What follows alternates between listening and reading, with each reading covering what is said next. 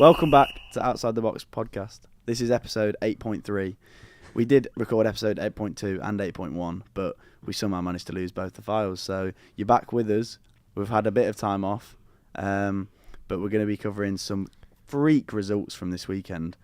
But to start with, Ben's going to quickly take us through the prediction tallies because some of us had decent weeks, me and Liamsy. Shock, Liams is doing well again. Ted's had a poor week, I think. Whoa, why are you throwing me under the bus? Well, you can't really say anything when you're bottom. Calling out with the good week, but it still leaves you rock bottom at the minute with 84 points. Rome wasn't built in a day, was it, Louis? Huddersfield, that's what I'm saying. I am the Huddersfield of this prediction tally. Got me going in third with 89 points. Ted, 91 points for now. Respectable. For now. And I'm not going to go down. Loomsy on a solid 108 points. Jeez. Loomsy puts his predictions in at half time, by the way. Yeah, he does. But yeah, there was a freak result. City 6, Chelsea 0. What game? Please give me your thoughts, boys, because this was an unbelievable game. I think freak result, yes. I don't think... I only ever expected City to win. Yeah, freak scoreline, maybe not result. Freak scoreline, not result. I think 6-0 is embarrassing on Chelsea's part. However, you know, City always looked like they were going to win that game. City needed to win that game. They've got to keep the pressure up on Liverpool. And they did it very, very well. Aguero scored more goals in 2019 than Chelsea have. Mm-hmm. That's crazy. Chelsea as well. Like he's just equalled Shearer's record of hat-tricks as well. 11 hat-tricks each in their time in the Premier League. And I think, to be fair, Aguero will break that record based on his form and the team that he's playing in. Aguero is also City's all-time top goal scorer now. He was obviously drew level during that game. Now he's on 160, so he's like really. I mean, I don't think there was anybody doubting it, but he's really consolidated himself as like a City legend now. Yeah, he's well, if anything, he's City's greatest ever player. So yeah, agreed. Yeah. Alongside David Silva, arguably. But I just feel like with the goals that Aguero scored, like you remember that Aguero the moment. and now he's all-time top goal scorer. All of that. He's got too many highlight moments for you to argue against it. His highlight reel for City is unbelievable. Yeah, City are proper playing with their swagger back at the minute as well. Like I think it might have been Jamie Carragher was saying, or it might have been Gary Neville actually. No, it will have been Gary Neville. Was saying sometimes there's like a period in the season where it gets a little bit boring. So it definitely will have been Gary Neville because obviously they would find games a little bit more boring than Liverpool would. But City looked like they were going through like a little mundane period where maybe they weren't as interested in winning games. Well, not necessarily winning, but just like playing how they normally play. But I feel like the last couple of games you've seen them just like blowing teams out of the water. Yeah. It could have been about 8 as well. Well, Aguero missed the sitter. And he hit the bar as well. Yeah. But, I mean, at first, to be fair, in the first half, I was thinking City obviously deserve to be ahead here, but they've scored 4 goals that in another game don't necessarily go in.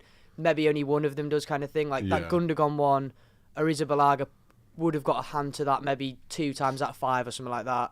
The Aguero one, you don't score goals like that every day. But then again, Aguero doesn't miss goals like that as well. So I feel like when Chelsea were going forward, they looked like they had opportunities to score. And the game looked like relatively in the balance. It was just like City were taking their chances. And then in the second half, Chelsea were just the pace behind. What do we think about the actions at full time? Pep went over as if he was Pep went over pretty quickly as if he was going to shake his hand. And Sarri... You could tell he acknowledged him. He knew where he was. He's seen him exactly in his peripheral vision. Exactly. You will have seen him approaching him. Straight down the tunnel. And Pep just looked at Zola, shook his hand and was just looking confused as to why he doesn't shake hands with him. Yeah. At the end of the day, no matter what the scoreline is, you're both professional teams, you're both professional managers. You need to shake the other manager's hand. Definitely. I think it just reflects so badly on Sarri. It's not like he's in the best position as it is. And now your sportsmanship's being questioned as well. I agree completely, and I feel like Sarri's not helping himself at all. Like the things that obviously his results aren't boding very well for him, and then he's kind of not got the best attitude around things. He's talking about his players in not a very good way. I wouldn't be surprised at all if he's not Chelsea manager at the start of next season. Yeah, definitely. But who would they want to bring in then? In place I was talking about this yesterday, and I'm not really that sure, but I feel like somebody that I really want to come to the Premier League. Obviously, I don't know whether he'd be necessarily available or anything. That would be Simeone. Yeah. And he's been at Atletico for ages now. I feel like if he fits any team as well, if he does fit Chelsea.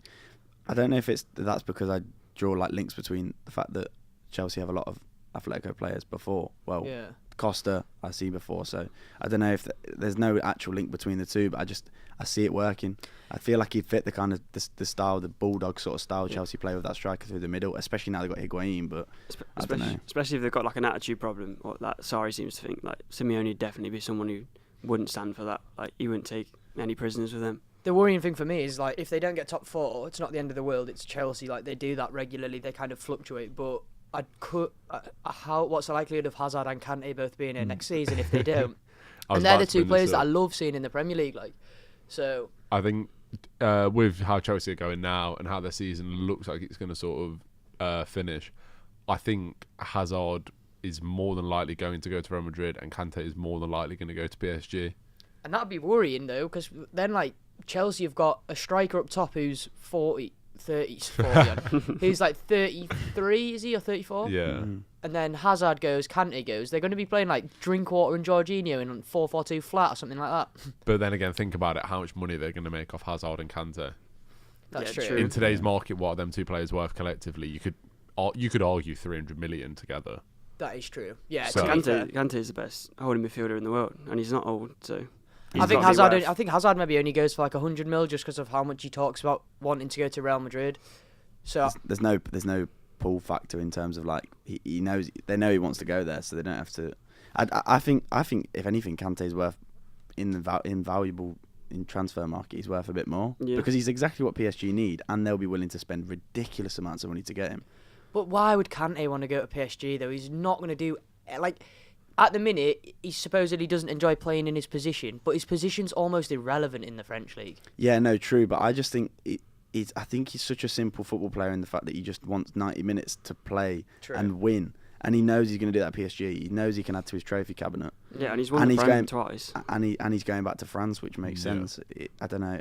I'd like to see how it pans out, but he's one I could still see going to Real Madrid as well. To be fair, Kante. Yeah. Because I feel like they've got so many aging centre mids at the minute. I wouldn't be surprised if, basically, Kante can play for any football team in the world that he wants to play for, whichever one puts in the money for him. He's in an elite group of players that can do. There's you can count them on one hand. Yeah, there's not many that can play for every single team. And obviously not just taking the 6-0 against City into account, because City can beat anybody 6-0, but I feel like Chelsea are on their way out of the top 4 now, and United are on their way in. United are on their way up. City are on the decline. Speaking of United, Chelsea are on the decline. Sorry. They put away Fulham at Craven Cottage pretty nicely. 3-0, convincing. Yeah, very convincing. Pogba's on fire. Yeah, crazy at the minute. Yeah. Pogba and Rashford both killing it. Martial killing it. Martial scored pretty much identical goal to his debut, where Martin Tyler went crazy. It reminded me of a goal that Giggs scored like ages ago as well. It reminds me of that FA Cup goal. Yeah, Giggsy where he whips his top off. Yeah. I really like Martial. Powerful running, powerful like gliding past men like they're not even there, holding off the man that's like pressuring from behind and then just slotting it bottom corner. I love him, but I don't quite know if Solskjaer's doing the right thing comparing him to Ronaldo, because he did say that this week. Yeah. He said he has potential to be the new Ronaldo. But Martial, I think is a little bit of a confidence player, and he might be the kind of player where Solskjaer giving him that bit of like motivation, like you have this ability, but you're not necessarily doing with it what you should be doing. I think that makes sense. Kick Martial on a little bit. I think Lukaku didn't have the greatest game. He didn't look happy when he obviously was celebrating with him, but you could see he was pretty frustrated that Pogba didn't square it to him when he scored his first goal, which you can kind of see because Lukaku needs a goal, and the angle that Pogba hit it from was pretty tight. But smart finish though, very smart finish. Very, very nice. Solskjaer permanent manager? I saw the Sun report it. I don't even like to talk about the Sun at all. I can't really see past Solskjaer if he does what he's doing at the minute. Obviously, there's a new manager balance and things like that you've got to take into account, but what happens if they bring in another manager, and the one that got away, and and Solskjaer doesn't want to come back? They have no grounds to get rid of him, and that sounds arrogant saying it, but they don't.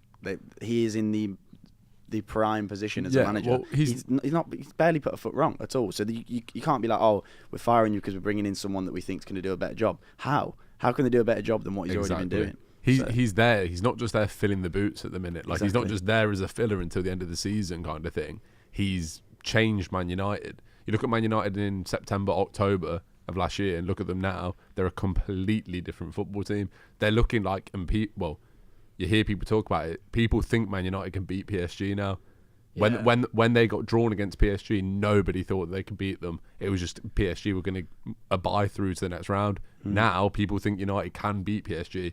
Especially with Cavani and exactly. Neymar out, but we're going to get onto that later. Yeah. United have got PSG, City, and Liverpool left between now and the end of the season. So and then 2 of them in the next 2 weeks. They've got plenty of big challenges. So I feel like if Solskjaer can navigate his way through this end of the season period, then it wouldn't really be fair for him to not get offered the job. Just because they've got tricky games. So it's not obviously. When he first won 4 or 5 games on the bounce and everyone was saying, it's against Huddersfield, it's against Cardiff kind of thing, you can see where they're coming from. But once he's played PSG, Liverpool, City, if he wins 2 of those games and gets a draw in one of them, that's like... It proves he can beat big teams as well, yeah, which is all you need. He knows his players. Like, Pogba's literally another player now to what he was 3 months ago, 2 months ago kind of thing. So I'd be struggling to see past Solskjaer. Yeah, agreed. I agree. Yeah, definitely. Phil Jones, £20 million contract. He's just signed. Insane. Cracking business. Who on earth is making that decision at Manchester United? What I don't understand is, fair enough, they've got a centre-back problem at the minute, so they need to obviously offer new contracts or sign a new centre-back or whatever, and it was easier to give Phil Jones a new contract than to sign somebody. But $100,000 for 4 years, and it's got a 1-year extension clause in it as well. Who are they worried is stealing Phil Jones off him anytime soon? And who on earth is going to offer Phil Jones £100,000 a week? It just seems like such a bizarre decision. Phil Jones is stealing a living there, to be fair. Give him his dues. He played well against Fulham after his new contract deal. But then again, playing... He scored a screamer. Playing as a centre-back against Fulham at the minute doesn't seem to be the hardest thing, shall we say. Yeah, but I feel like... Go on, Well, Maguire's on less money than that. I think he's on 80 grand a and week. he's twice the player. And he's younger, and he's just better all-round game, better with the ball. So it doesn't make any sense to me why they're giving him that. Do you think they're almost giving him some sort of loyalty bonus because he's been there for so long? Because he's been there for so long. I don't know. It's a strange one, but I don't know. Yeah, we were discussing, weren't we, that if you have that sort of rotation, squad playing centre back, they either want a young player who can rise up and maybe become a star in the future, or someone who's solid and got experience, but he's kind of in the middle. He's 20, just turned 27. Yeah, 27. And he's always got a mistake in him, and I just don't feel like he's going to get much better. I feel like Lindelof sort of fills that that role as well. You've got Smalling and Jones, who seem to be the starting partnership at the minute. Then you've got Lindelof, who's that young. Lindelof's been getting a game. Yeah, that's what I mean. I feel like Lindelof and Bailly should be United's first choice centre backs. I don't know about Bailly yet. Bailly looks like he's got a mistake. He definitely has a mistake in it. I think him and Lindelof together, a rash player can be complemented by a player that's got a level head. David Luiz, on occasion, gets complimented by Rudiger because Rudiger can sit back while David Luiz goes and flies into a slide tackle. But he doesn't always win. But when he doesn't win it, Rudiger's kind of there. It's a bit of a stupid comparison, but Pepe and Ramos. Yeah, it's not the same quality of football, but it's the same idea with the two at the back. Yeah, that I worry about Fulham as well, though, from that game. Yeah, they were really poor in that game. Because the fans are on Ranieri's back. They were chanting, "You don't know what you're doing," when he was making subs. They brought Tom Kearney on. Yeah. They brought that Christie on for. He's a left wing back. The right wing back, yeah, Christie. They brought him on for Schürrle. That's what it was in about the maybe late 50, early 60 minutes. And Babel for Kearney. Am I right in saying that was the other one? I think the Fulham fans are quite happy to see Kearney getting on the pitch, but it was that bringing on a right wing back for your left winger, right winger, striker, or whatever. It's just not going down well when you're losing a game against Manchester United at home. Yeah, when you're 3-0 down. Yeah, in it. I'm for you there. Liverpool convincing 3-0 over Bournemouth, because I thought Bournemouth would at least get a goal. Yeah, Bournemouth's away form is awful at the moment. Though. That's their 6th loss on a bounce, and it's just no Callum Wilson. It's they just lost to Cardiff as well. Didn't play well. It just seems like they're up and down at the moment.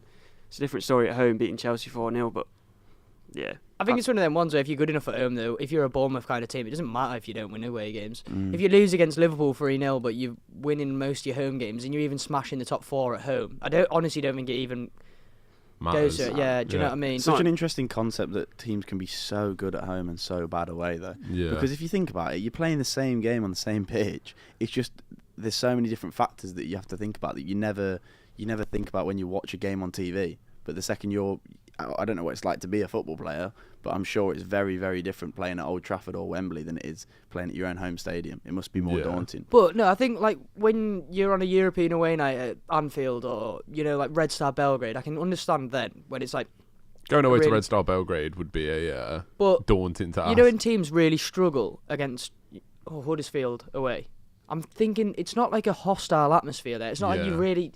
I don't understand what the difference is.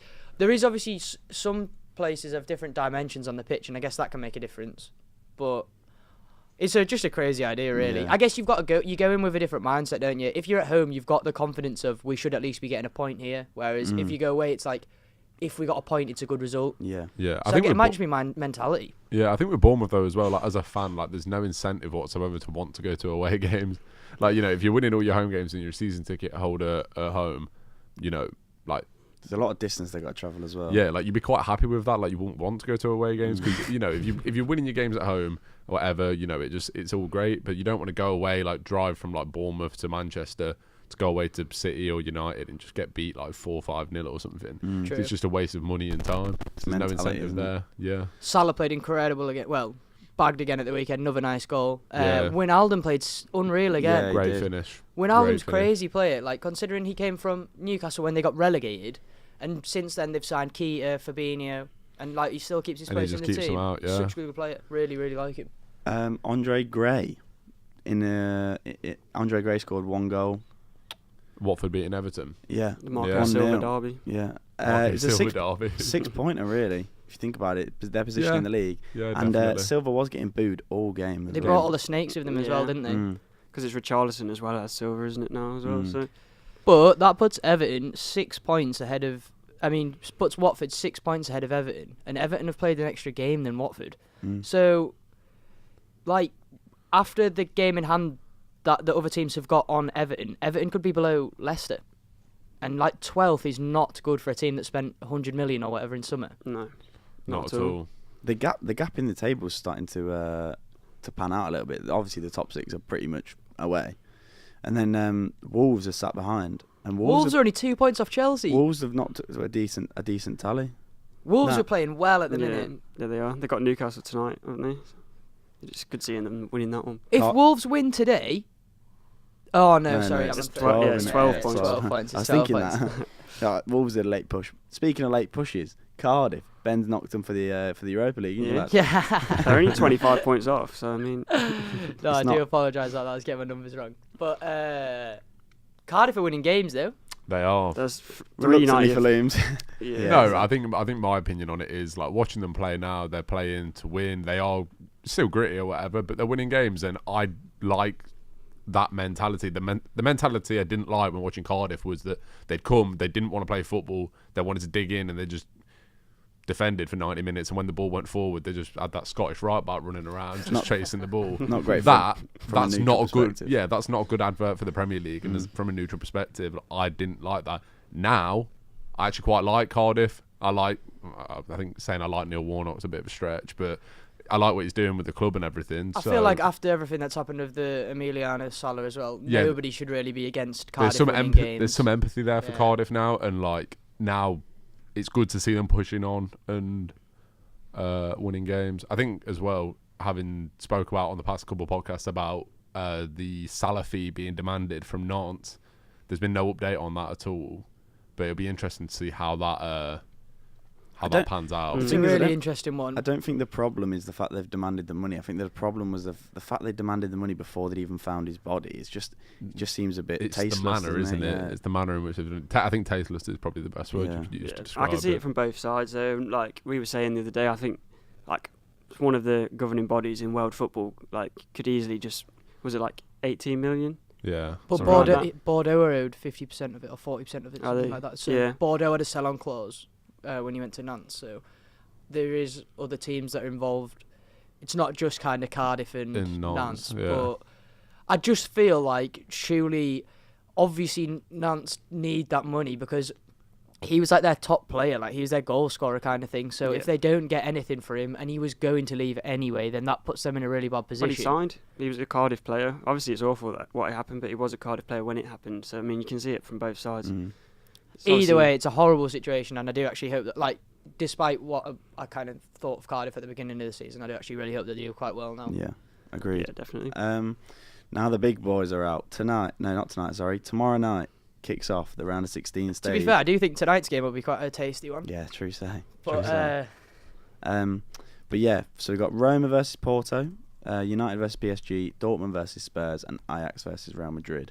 That's this week, and then obviously we've got next week's games, which we'll cover then as well. But United PSG is the big one, really, isn't it? at Old Trafford, what a draw for United now, I think. Because if they knock out PSG, then that puts them in all kinds of confident positions to go forward. And if they lose, then they were kind of expected to lose. As long as they put in a good performance at home, I don't think the fans will be on their back, even if they got knocked out. Like if they won 1-0, if they won 1-0 at home and 2-0 away, but they played well in both games, I don't actually think the fans would be that devastated with the players. Yeah. No. Yeah. I think with like we mentioned earlier, Neymar and Cavani are both out. Verratti's back, so that gives a little bit of a midfield battle because obviously Pogba's on fire. Yeah. Verratti is needed in that PSG team, and I don't know. I don't know. It's such a turning point as well because how can you place this much pressure on a PSG player such as Mbappe when he's 20 years old and he's literally being thrown up front by himself? Yeah, they've got other players that can fill in, but without the other two beside him, it depends on whether he's got the mentality as a young player to do the business. I don't even think you can ask the question of has he got the mentality. He's won the World Cup. I think Mbappe no, but I mean got to the take down United at Old Trafford, arguably by himself at Old Trafford because let's face it, they've scored 60 goals between them in 20 summit games each or something. I can't remember what the exact stats are, but it's just one of them where you take away the two players that you bounce off so much. Yeah, three of the top four goal scorers in Ligue 1 it's like goes Mbappe, Cavani, another player, and then Neymar is the top four. So like they all contribute to goals as much as one player does. So it's not like Cavani's out, but at least Mbappe scores most of our goals. Yeah, I think and he I can. Mean, they drew with they in the French Cup the other day. They were 0-0 in 90 minutes because they didn't start Cavani or Mbappe. They had to bring. They ended up winning 3-0, but they had to bring both of them on. So their team's like struggling against a second division French team without in them the players, cup without them players. They only got put one goal past Bordeaux at the weekend, and that was with Cavani scoring a pen. And then they lost against Lyon before that. Mm-hmm. So I don't know. I feel like United should be looking at it like these are promising results. They've obviously got a good team, but they play Dani Alves centre mid some games.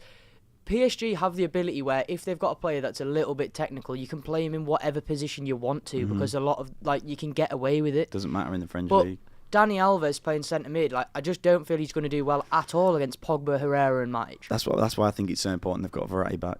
Yeah, very. But we'll have to see. We'll see how that pans out. It will be interesting. I feel like Roma Porto could be a quite good game as well. To be fair. Yeah, agreed. I'm not sure about the Dortmund Spurs game because Dortmund have just been knocked out their League Cup, and they threw away a 3-goal lead this weekend. Jadon Sancho played unbelievable. Jadon Sancho is the best player in the world, though. To be fair, I'm sorry.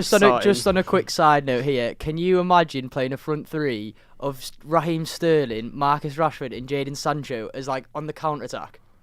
Oh my word, that is crazy. Imagine playing against like slow centre backs. I wouldn't be worried coming up against Germany with that front three because there isn't any players in the world that can keep up with them three. And the majority of German defenders play in the German league. And Sancho's been rinsing ripping him every apart day all season anyway. Yeah, so. exactly. But that's without Kane. Just a side note, we're not talking about England here. That's without so Kane. excited. You got a couple of years. The young England player hype. Get me to the Euros now. But yeah, they're coming up against the Spurs side who have won 3 in the last 3 at Wembley.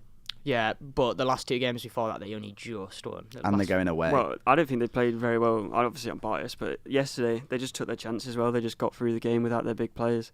But I don't know, Dortmund are flying top of the league. Exactly. I think Spurs will play 3 at the back though against Dortmund with Vertonghen, Alderweireld and Sanchez playing there. So Poch is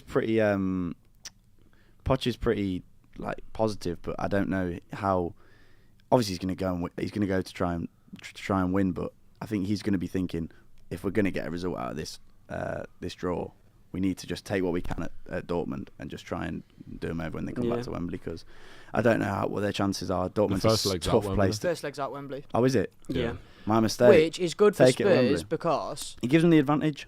He's Kane back for the second leg. Yeah, so if at Wembley you could kind of see him doing it without Kane, and Kane can do anything he fancies when he's You got your talisman to get you an away goal. Like literally, you could win. I don't know, 1-0 at Wembley, take it to Dortmund, and you've got Kane playing. You need that one goal where, you know, you could end up losing 2-1, but you still qualify with that one away goal, and that's the difference. That could be the difference. I think Spurs definitely don't want to concede. I know, obviously, that sounds like a bit of an obvious thing to say, but I think Spurs definitely need to not concede in this first game because Dortmund score goals, don't they?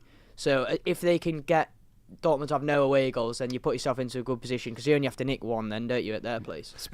Go on. I was just going to say, if you can suppress Dortmund on the counter attack, you are in much better stead playing against them because they're quick. You know, they've got players like Royce, Sancho, Goetze as well. All of these like players that are technically good, they're quick as well. Pulisic.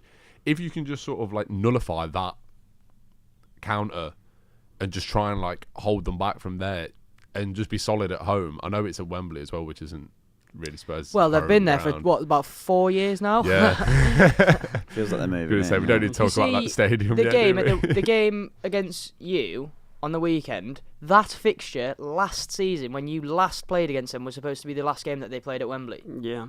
What? It's mad. It is crazy. Apparently, apparently this, apparently that. But I've heard that a lot of the labourers building the Spurs stadium are Arsenal fans.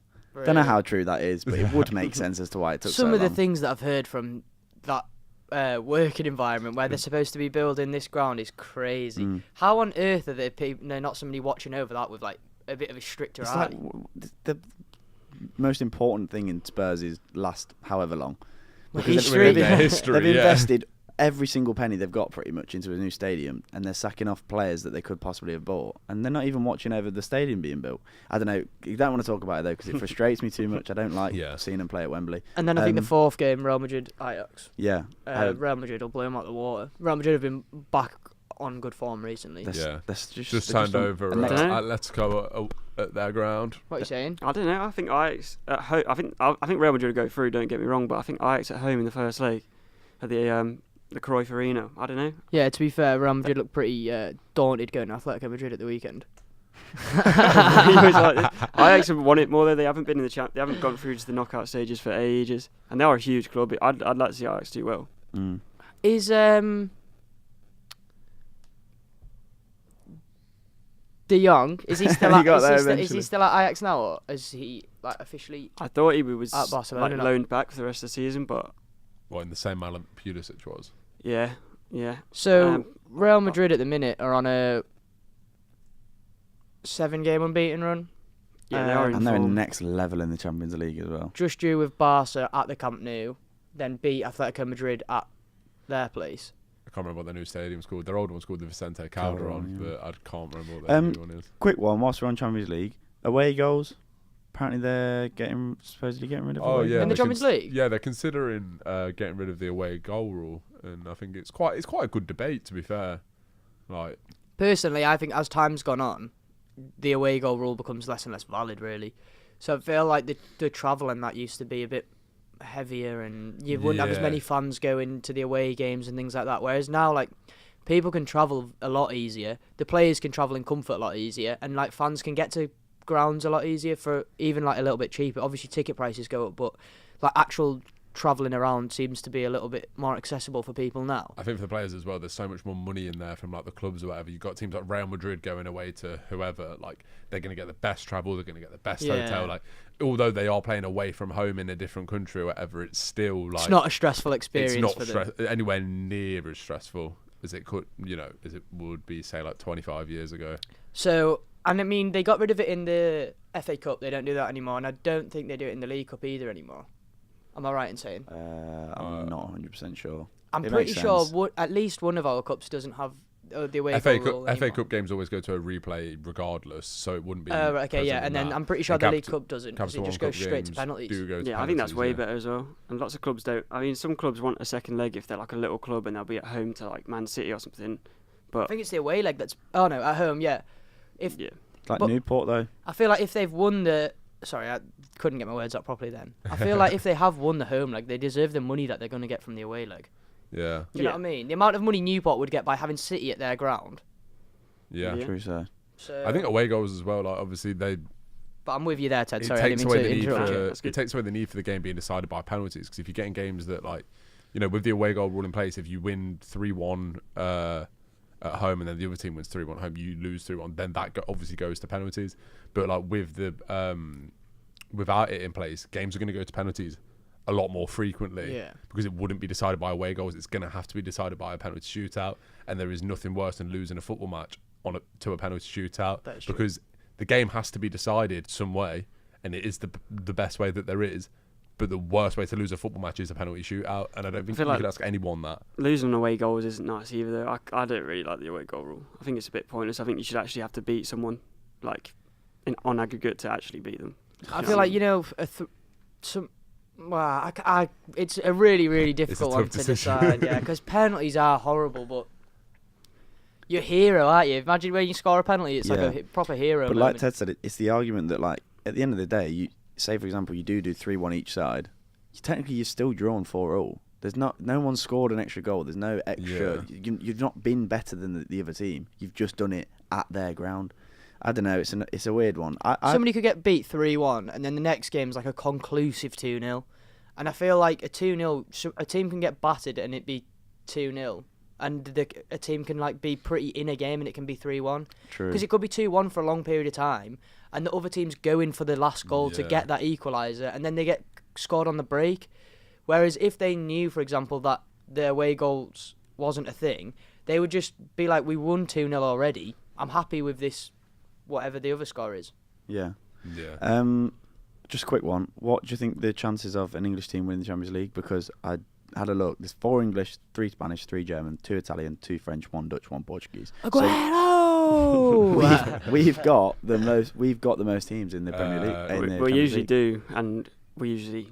Yeah, it The doesn't. Spanish team usually wins, so I don't know. But I think Man City got a great chance. I can't remember the last time I was ever looking at 4 English teams that were as strong as what they are now. Yeah. I can't I do remember the agree. time. Maybe when United and Chelsea both played in the final was the Yeah. last time where you were looking and you were like, this is actually That a was reasonable 2008. chance. They're all in form as well. Like none of the teams in the Champions League are out of form at the moment. The only thing I'd argue is Spurs' team seems a bit too weakened. If they get past Dortmund and then have their players come back, maybe they stand a chance because defensively they're sound, and then with all the players that they've got missing, with them back, they're good at, offensively. With Ali and Kane back, that's quality. Yeah, that's what I'm thinking. So provided they get past Dortmund, then Tottenham potentially they could bottle it. So, but whatever. Liverpool and City are the two that look the most convincing, and United just can't win it because they don't have a defence.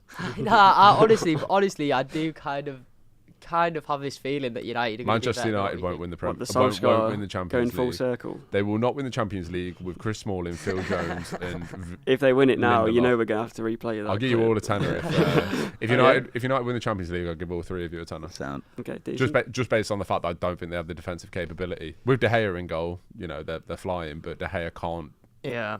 you They know. need a new right back. They need some new centre backs. Yeah. Yeah. Ted's 2. Well. I didn't mean yeah. to cut your transition. I was hoping you'd give us a nice one, but Oh, sorry. Oh, it's my fault, is it? Yeah. No, That's no. it. Yeah, I Go got on, a couple Ted. little questions for you today. I mean, I've had questions last 2 weeks as well. Been great questions if you ask me, but Yeah, obviously we lost the cracking. footage, so we'll have to just move on. I've got a couple for you here.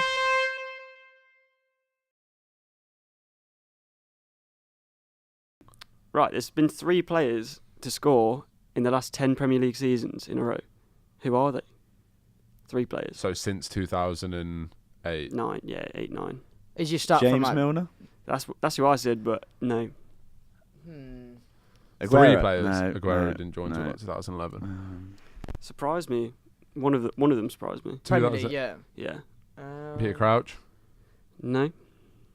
Not Peter Crouch. The last 10 years, so Crouchy went in the Prem last year, was he? Yeah. 10 consecutive seasons. 3 players. Yeah. Give us a They've clue. they've Give us a little Nationalities. Club, Right, yeah, club 2 timeline. English, 1 Welsh. Giggs. He's not scored since Yeah, no. 2000. It's not Welsh. Welsh. Surprised me. Not Rambo. It might be Rambo. Aaron Rambo? Ramsey. Yeah, it is. Get Aaron to Ramsey. Rambo. Aaron Ramsey. 10 last seasons in a row. Rambo. I just came out. I came out with Giggs like he didn't retire like Yeah. 3 seasons ago. Uh, 2 English now. 2 English, yeah. Striker and a winger. Striker. They've been around the block. Are they both retired? Jermaine, no. Defoe. No, they're still going now. Like they've scored. They're still in the Premier League They now. scored this season, both of them. That's very interesting. It was an old English striker. To be fair, don't even need to be old because he could have started when he was like 17. He could be 27 And now. a winger. Been around for a while though. Theo Yeah. Walcott. It is Theo Walcott. Yes, Good Theo shout. Walcott. So then the striker. Um, Been at a couple top teams. Couple of top teams. Been at three of the top 4. An English striker been at 3 at the top 4. Yeah. And he's bagging now still. he's still bagging now. Yeah. Not as much. He's more of a bench player now, but he's up near the top of the league. Daniel Sturridge. Daniel Sturridge. Oh. Fair. Nice. It's Yeah, that's decent, impressive. GD. You actually got them all there. Fair Yeah, play. yeah. Yeah, well, Louis doing this Sturridge dance right now. I know. If only you could see. And then my next question: who is the only player to have scored a goal for 7 clubs in the Premier League? Adebayor. 7 clubs. A journeyman. That was literally just trying to get a name out as quickly as Is he possible. German German? player. No, a journeyman. Oh. I'm saying, not a German. Jermaine Defoe? Nah. Crouch. Crouch. Nope. Oh. Almost there. Seven 7 teams. Premier League clubs. Yeah. Can you give us a couple of the teams? Man City. Man City. What? Is he still playing now? No. Yeah, Is he- Nationality? Welsh again. Ooh, I'm gonna struggle here. You'll know him. Welsh. Played for Man City. Yeah. Scored a cracking goal away at Old Trafford. Before Michael Owen said Sean no. Phillips. He's not Welsh, is he? He's got to make I'm people stuck. Welsh.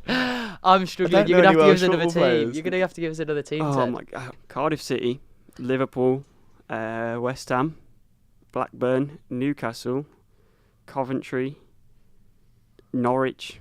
Is he a striker? I'd say he's more of a winger, but maybe he's they just says forward on here, so I think he's striker winger. Glenn Murray. I'm gonna have to go with don't know. Do you give up? I'll pass. I think I'm going to be really annoyed. It's Craig Bellamy, mate. Oh, come on. No. Come The on. only Welsh player that... Oh, I'm devastated. That goal at Old Trafford. I'm fuming. I'm actually pretty annoyed at myself. That's for doing poor, to be honest. Cracking Teds too, though. Cracking Yeah. stuff Thank from you. you, lad. that. Quick fire transfers. Just spit a transfer out and we'll tell you whether it's good or not. Higuain, go. I Done think well. I think he'll be good. I think the worrying thing for Higuain is If the Chelsea players go. if the Sarri stars goes go. though. Yeah. Like the only reason he's supposedly playing well is because he works under Sarri, and then now Sarri's not liking any of the players. What if all the players and Sarri leaves, and then Higuain's just left with where he was at AC But Milan? regardless, he could still come good because he is a quality striker. You can tell he True. knows where the goal is. He doesn't really need. He's not Yeah. ever looking up. He's just taking a touch and having a shot kind of thing. So Yeah, he does know where the goal is. Yuri Tielemans. I think it'd be a great Thought he signing. played 'cause really he's on well. loan. really good signing. Yeah. Dennis Suarez. Yeah, I haven't seen Same enough as of him Aaron yet, Ramsey for me. But Ramsey's obviously leaving, so maybe it could be, a little bit of a swap. True say. Fabregas doing all right. Yeah, too but bad. hopefully goals. it'll keep Monaco up, I think. Monaco just need a bit of experience. Yeah. Alvaro Morata. Not doing well. No, he's ended their win streak Yeah, in I his think- first 2 games. They've lost both of them, hasn't he? So Yeah, I don't know about Morata. He's just an unlucky omen, isn't he? Like he's just Yeah. an unlucky person. And all Louis, around. Louis still thinks he needs to get his hair cut. Should we just leave it at the haircut then? I think, yeah. Yeah. Well, I was going to say Crouchy, but we all know he's going to bag 20. yeah, you know he's- Crouchy's going to he's a boss it. legend. Big dog up top. That wraps it up. Thank you for listening. I really hope you hear this one. Yeah. Oh, Yeah, we're really please. going to try and make sure it's downloaded this time. Episode 8.3. Cheers for listening. Thank you very much. Cheers. Thank you. Bye-bye.